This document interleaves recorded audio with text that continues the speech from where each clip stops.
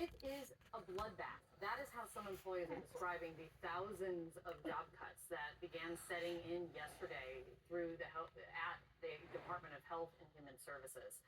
Here's how the job cuts break down throughout the 13 agencies within HHS. The FDA saw the biggest layoffs, about 3,500. CDC, you see there, about 2,400. Another 1,200 people are being fired from NIH. What is clear today is that the full impact of the scope and scale of these 20,000 people being laid off or put on leave from America's public health agency is still setting in. People not even able to showing up to work, not and only learning once their key card didn't give them access yesterday. The reaction from noted scientists has been abrupt, like Michael Osterholm saying this: today was simply a tragedy. You're going to pay a price for this for years to come. And the former director of the CDC, Mandy Cohen, saying this: these cuts leave our country less safe, less prepared, and also without the necessary talent and resources to respond to health threats.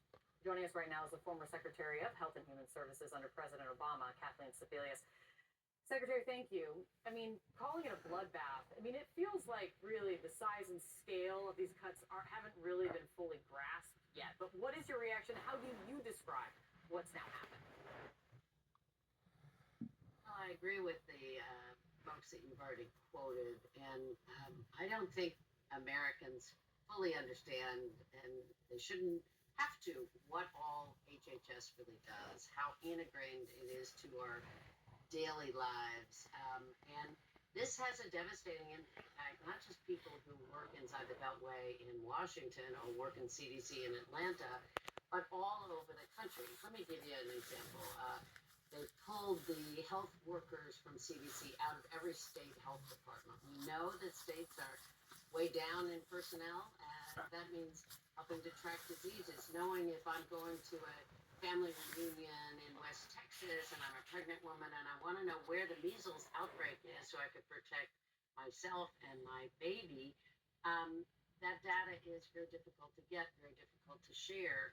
FDA does everything from food outbreaks. So if there's peanut butter on the shelf in the grocery store that needs to be recalled, those are FDA officials working with the food industry to make sure that happens in a timely fashion, that people don't get sick or die. So that this is not just about what's happening inside DC, but Kate, you cannot fire 20%, 25%, I think is about the total of the workforce. And they don't care and they don't know what these folks do, what they're responsible for. They're just taking a hatchet to various agencies.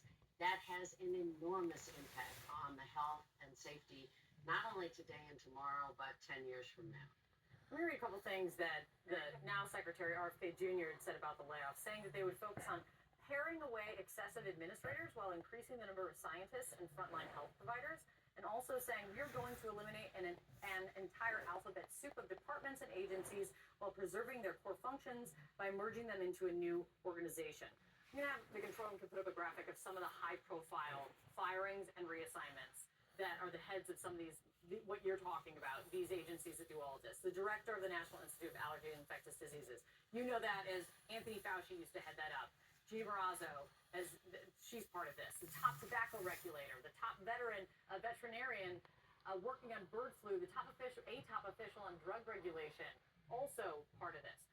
Do you see, it's really being clear-eyed, and you know this the organization here, do you see any way that all of this could create a more efficient health agency to better protect Americans? I have no idea how that can happen. And what I can tell you is RFK Jr. has never run anything that I can determine more than a handful of people looking at kind of wacko science. But this is an enormous agency. I was a governor of a state. I was used to a cabinet. I was used to big budgets in a state. I knew the legislative process.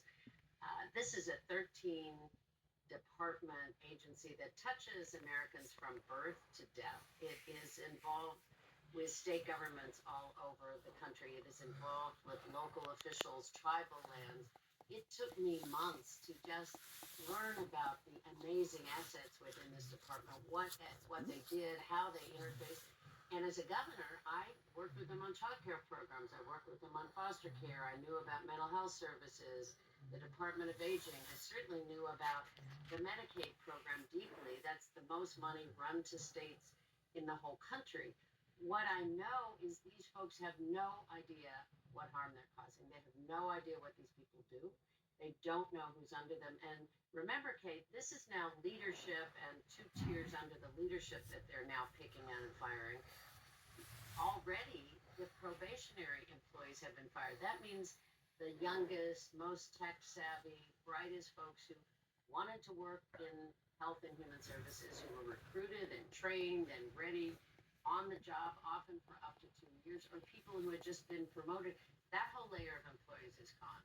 So you are going to have very dysfunctional agencies, people who want a drug approved, people who have been waiting for a research grant, folks who want to know in their home community if they're safe and sound, if their kids should go to kindergarten because the vaccination rates may be varied. That information, that kind of safety and security is going to be gone in these agencies and create sheer chaos.